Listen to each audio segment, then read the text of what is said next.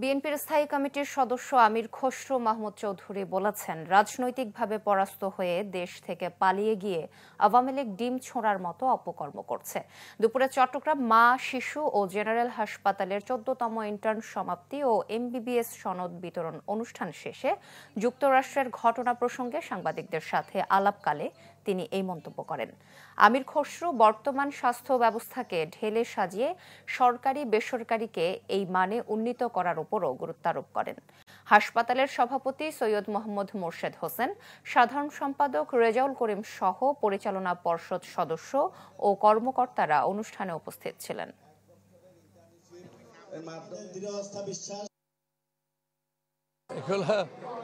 আপনি রাজনৈতিকভাবে পরাস্ত হয়ে পালিয়ে গিয়ে এখন তো এই সমস্ত কাজ ছাড়া কি করার আছে, এটাই তো করবে, তাই না?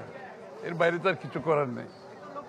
আপনি যখন পরাজিত হয়ে দেশ থেকে পালিয়ে গেলেন, তো ওনাদের সমর্থকরা তো এই ধরনের কাজের বাইরে তো আর কিছু করার নাই। আপাতত গণতন্ত্রেই বিশ্বাস করে না, দেশ ধ্বংস করে পালিয়ে গিয়ে এখন যেগুলো করছে এগুলো তো আরো ধ্বংসাত্মক। মানে এগুলো তাদের ভবিষ্যৎকে আরো অনুষ্ঠিত করে দিচ্ছে।